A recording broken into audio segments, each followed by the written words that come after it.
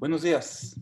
Bienvenidos nuevamente a la siguiente sesión, la última clase de esta semana, que cubrirá herramientas de batería, cordless DC Tools. Y para esta presentación nos ayudará nuevamente el señor Dave Cash, especialista en herramientas DC Controllers del departamento de marketing. Y nuevamente, si tienen alguna pregunta, lo pueden hacer por medio del chat, ya sea en inglés o lo pueden hacer en español, y con gusto les vamos a contestar las preguntas que se tengan. Vamos a empezar sin más preámbulo. Pasamos con el señor Dave Cash. Adelante, Dave.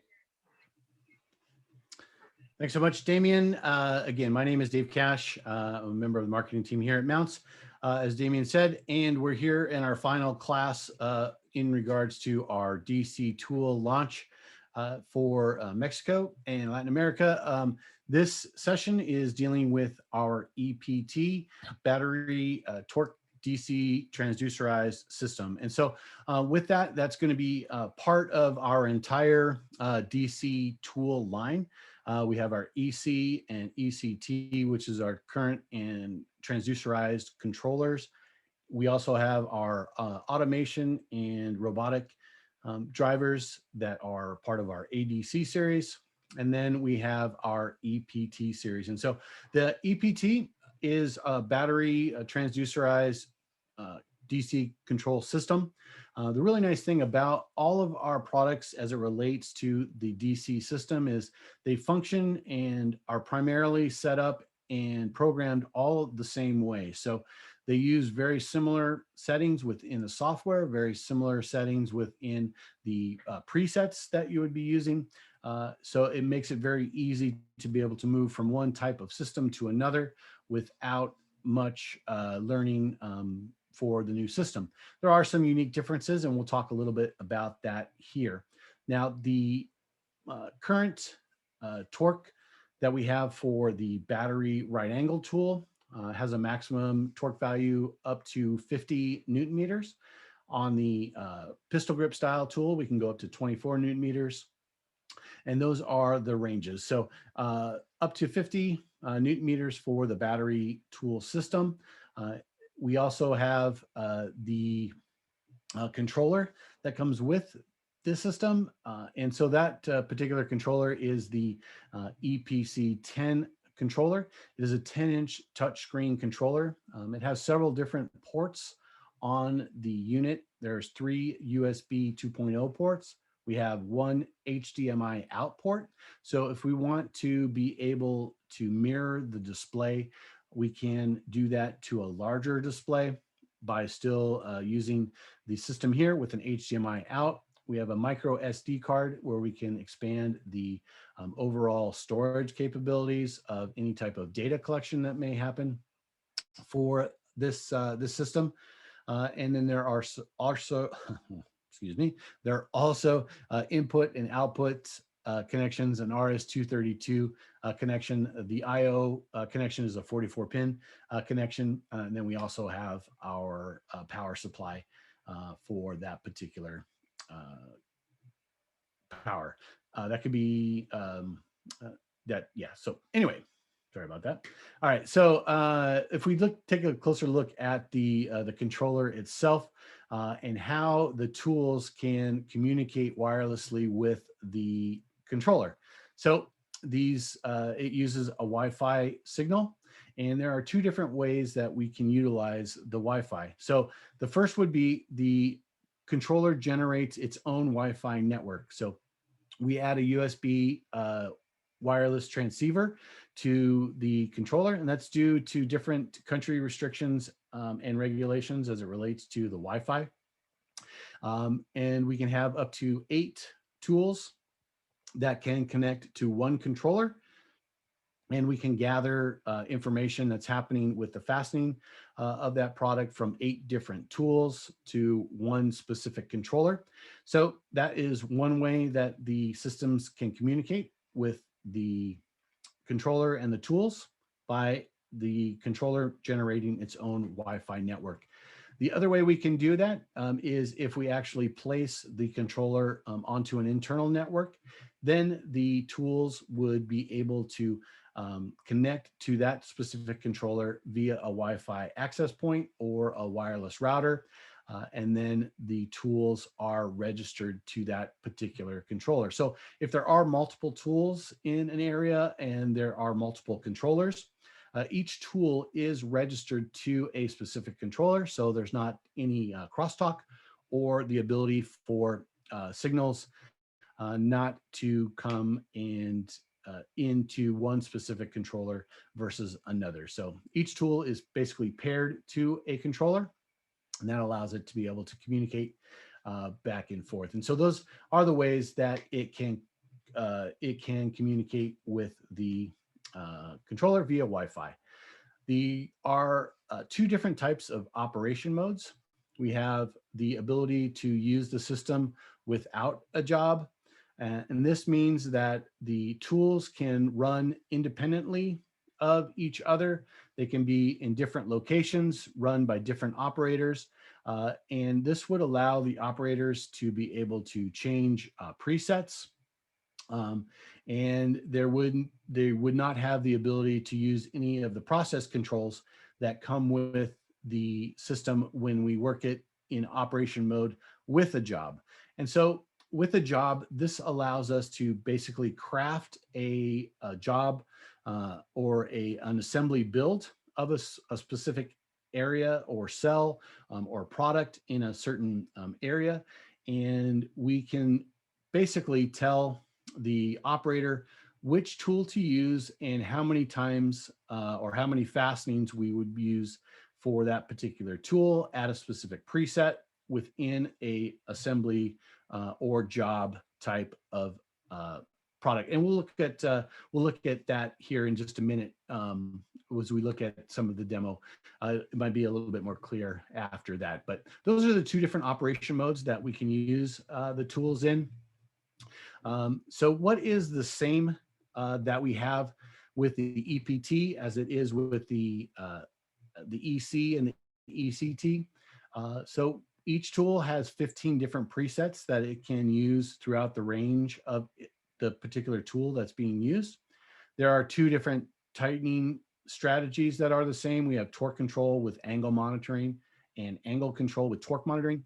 We also have the ability to use a multi-sequence process. There are two of those, multi-sequence A and multi-sequence B. And this allows us to be able to stack different presets on top of each other in one trigger pull event. So if we had a really soft type of joint where there may be some relaxation, we can set a number of different presets to run on top of each other. So we would run the fastener down at one preset, the system would automatically loosen, then we can run it down to a different preset, loosen again, and then finally run it down to a final preset. And all of that can be done in basically one trigger pull event. We also have the use of advanced parameters, such as our free reverse rotation at the very beginning of the fastening. We can do torque plus angle. So we can take the fastening to a certain value, say 10 Newton meters, and then rotate 20 degrees. We can do that in some of our advanced parameter functions. And then we also have the ability to monitor what's happening with the tools via a real-time monitoring, or we can do some monitoring actually on the controller for a specific tool on a specific joint within a specific process. So all of the monitoring functions are the same. So if we take a look at some of the things that are different, that are not the same as the EC and ECT, one is the interface. Obviously, we're using a 10-inch touchscreen as opposed to our vertical screen on the EC and ECT. We have the ability to have multiple tools connected to one controller. The model function that is within the EC and ECT are now called jobs. That's what we talked about earlier in the different operation modes, either with a job or without a job. We have expanded inputs and outputs. There are 8 on the EC and ECT. We have 16 available on the EPT product.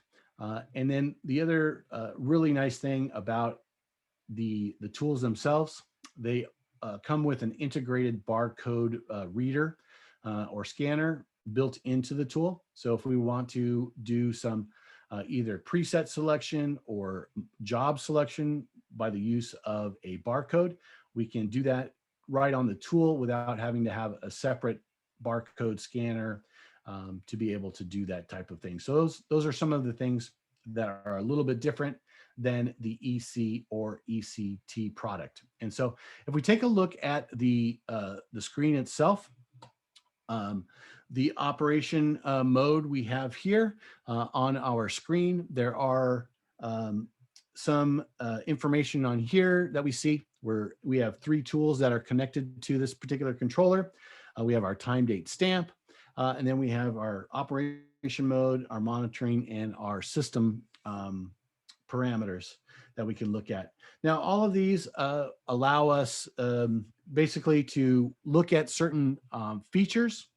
If we look at the monitoring tab, this gives us the ability to go ahead and graph a specific rundown if we want to take a look at that. So we've got 2 different channels. This is very similar to the EC and ECT product. We can look at torque, speed, angle. So if we select speed and angle, we hit OK, we hit start.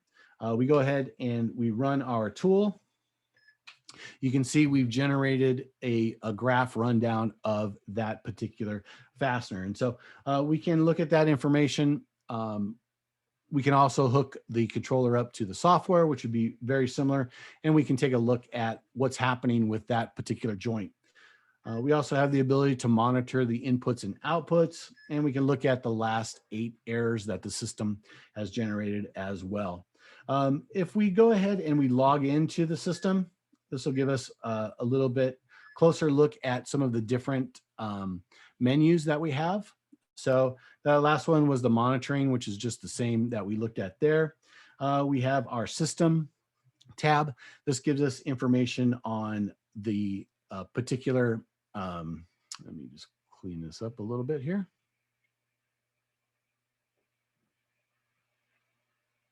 This gives us information on the controller that we're using, the software version. We can also look at our available storage for being able to store torque data that we may want to download and export. There are a number of different ways that we can capture the torque data. That can be streamed out via a network, can be sent out through the RS-232. We can have it do some FTP transfers. We have the ability to record the torque data for a specific job or fastening process. We have our Ethernet settings here, and then we're back out to our home screen. In our parameter menu, this gives us the ability to select a tool that we may be using, excuse me, and we can come in and we can change any of the presets that we may be dealing with for a specific tool. If we want to see the tools that we have connected to this controller, we can swipe down. That's going to pull up a list of the different tools that we have registered to the controller. And we can see what's happening with those tools. This is currently the tool that we are working with. We have our advanced programming here, again, for 15 different presets. Our controller parameters that relate to how the system operates and functions. We have the ability here to set our multi-sequence process, and we have the ability here to set our network and our SSID. Currently, this controller is generating its own Wi-Fi network. This is the SSID for it and the password. And you can go ahead and you can put in your country code that you're working with here for that. If we go back out to our settings menu, this is where we can select if the tool is going to be run with a job or without a job. And so if I select without a job, again, this gives us the ability to have the tools that we are running, the ability for the controller to receive the data that is happening for each of those tools. And so if I go into the operation mode and I run a specific tool, you can see we get some information here. We get the status of that, the tool name, the preset that was used, the torque value, the speed, and the time here. But we have some other additional data that's coming in here. If I run a different tool, you can see we're gathering data from that particular tool as well. If I change a preset on a tool, you can see we've changed now to preset 1. So the system is collecting data from all the tools that are being used. So that is how we can use the tools in an environment where the operators are using different tools in different locations, and the system is collecting the data that's being generated from the operator's fastening process. And so that's how we would use this functionality without a job. And so let's go ahead and we'll jump in to our settings menu again, and we'll change this function to with a job. And now at this point, what this allows us to do, and I'll just move this over just a smidge. This allows us to, again, set up an assembly process, and we can call out a certain tool with a certain preset for a certain number of fastenings. We also have the ability to add an image and have graphic representation of what the job or the operator needs to do with their particular assembly. And so if we come back out, we can go to our job manager, and this gives us the ability here to go ahead and set our different jobs. Now we can have up to 1,000 different jobs in the system, and each job can have up to 256 different steps. And so in this case, I just have a few in here that have a few steps. But if we take a look at this particular job, we can come in and we can edit that. And what you're seeing now is the actual process that needs to take place for this particular assembly. So the first thing that we have is we have a message to the operator that you're going to be using the EPT005P tool. And that comes up onto the display. We are then going to go into a fastening step for that particular tool. So we have the tool that we've selected. We have the number of fasteners that we've selected. And let me zoom in a little bit so you can get a little clearer shot of that. And then we have the preset that we're going to use. So 3 fasteners, preset 1, this particular tool. Now we have here an image of the assembly, which is just an image of the thread block that I have. But if I tap on this, I can now go ahead and I can put a graphical target to where the operator needs to actually do the fastening process. And so we can edit this. Right now you can see that this is for fastener 1. And I can go ahead and I can move this to a different location. If I need to update it, I can change the radius of the target. I can change the thickness of the target. If I can grab it here, there we go. And then I can also maneuver this exactly where I want it by using the arrow functions here. We can also change the color of the target. So right now I have it set to this blue color. If I want to change it to a lighter blue color, I can go ahead and do that. And now we've updated that particular fastener, fastener 1. You can see fastener 2 we have up here. Oh. And then fastener 3 is actually on the other side of the screen. We can just slide the menu to this side and we can see fastener number 3. If we wanted to see the entire image, we can just move the menu down and then we can move our target to wherever we may need to do that. And so That gives us the ability to add a graphical representation of what's happening through the process. And so we have our next message. So we would be using basically a different tool here for the next set of fastenings. We create another fastening step. This is for 4 fasteners using preset number 2. And same type of thing, scenario. So we do have different colors selected here for this particular rundown.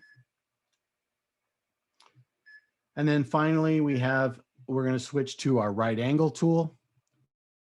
And we're going to do 3 fastenings at preset number 1. And again, we have different locations that we are going to go ahead and run down with our different colors in that particular rundown. So this gives us, again, the ability to create an assembly process around the use of the tools within a particular build. And so we come back out, and because we have our settings changed to with a job, we come back out to our operation screen. It's going to look a little different than it is if it is in the without a job operation. And there we go. And now we can come in and we can select the job that we want. So this process can be done either on the screen as I'm doing here. It can be done via a PLC through the inputs and outputs. It can be done by the use of a barcode scan. So there are a number of different ways that we can go ahead and we can select a specific job that may be coming into a certain area. So if we select the one that we worked on, you can see we have our message that we're using the 005 tool. We have our updated image on the display. And this is where we could use the HDMI out port that we have. If we needed to send this image to a larger display, we could certainly do that by the use of the HDMI out port. So at this point, there are, because I have 3 different tools, only one of the tools that we are using for this part of the assembly process has power to it. So the other 2 tools are disabled, so we can't use the wrong tool in this particular fastening process. So if I run this tool, you can see we get a good rundown signal. It will then index to the next fastening.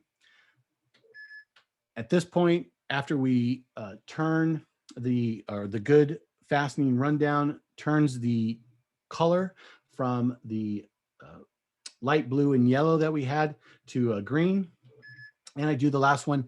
And now we're switching to a different tool.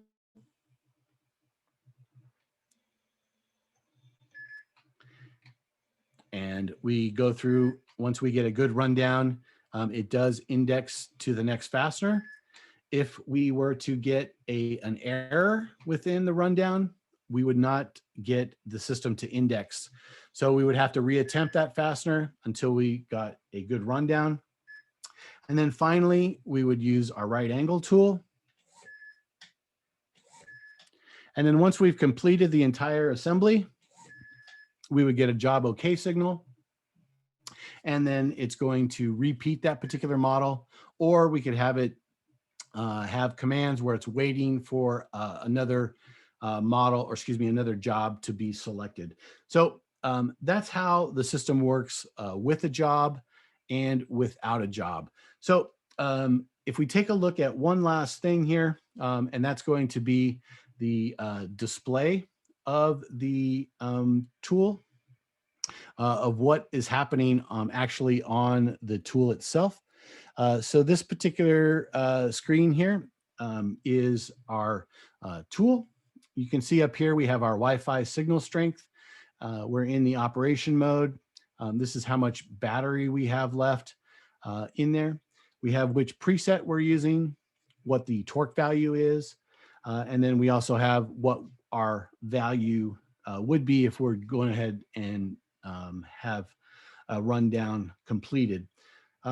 There are 4 function buttons that we have here that correlate to the menu on the screen here. So if we wanted to change a preset that we were using, we could do that here. let me just change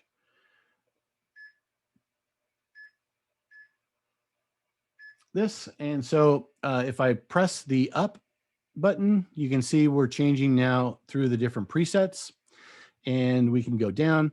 This is going to carousel through the multi-sequence A and multi-sequence B, but we do have that ability to change the presets on here. We can also disable this if we don't want the operator to have the ability to change a preset. So that is a possibility as well. The second button here gives us information regarding the tool and the network. So it gives us our MAC address, the SSID that we're using, the firmware version and serial number of this particular tool, along with information regarding the transducer. The last function button here was we have our mode. So there are two power consumption modes for the battery tools. We have a high power and a low power. The low power mode will only use 18 volts of the 25 volt battery to extend the life of the battery during rundowns. It does limit the maximum torque of the tool to 70% of the maximum value. If you are using the tool in that upper 70 to 100% value of the tool, then you would need to use it in the high power mode.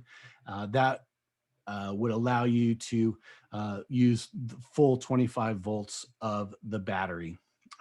The batteries are designed to last through a specific shift or work time. The tools themselves do come with 2 batteries, and with the fast charger, you can take a fully depleted battery to fully charged in less than 50 minutes, so under 1 hour, and you can change the or you can have a fully charged battery, which is going to be plenty of time if you were at a very high torque, very rapid volume type of assembly where you may need to change the battery out. So that is the different mode within the power consumption mode. So I know that was kind of a lot of information, kind of quick, but at this point, if you want to get some more specifics, we can look at some of the questions that you might have right now and go ahead and try to answer those. You can also schedule a more of a one-on-one type of demonstration where we can look at things with a little bit more tailored to your specific application or desire or need. So with that, let's go ahead and we'll jump in and ask if there are any questions at this point. Señor Damián. Sí, gracias, Dave. Una de las últimas comentarios que hizo Dave Cash se refiere a las demostraciones personalizadas que ustedes pueden solicitar directamente a Mountz y podemos enfocarnos específicamente en el producto o la función que su cliente esté solicitando y podemos hacer una presentación de cómo lo vieron ustedes con los equipos en la cámara, con específicas funciones mostradas también en pantalla y podemos hacer, como dije, arreglos para que se especifique en el tema que ustedes necesitan. Entonces podemos hacer, por lo de la pandemia y eso, no podemos estar viajando, no podemos hacer demostraciones en vivo en la aplicación, pero sí hemos trabajado bastante y equipado a estos señores para que puedan hacer la demostración por medio de Zoom. Si tienen alguna pregunta, por favor, este es el momento. Y como hemos mencionado antes, podemos continuar la conversación por separado si es que necesitan más información. Adelante, por favor. I don't think that we have any additional questions, Dave. Okay, fantastic. Again, thanks for joining us. You can certainly reach out to us if you want to have a demo, again, more tailored to your application or specific need, or any inquiry that you might have regarding any of our DC line tools, from our EC and ECT corded version to our EPT cordless transducerized DC tools. So thanks so much, and we will see you next time.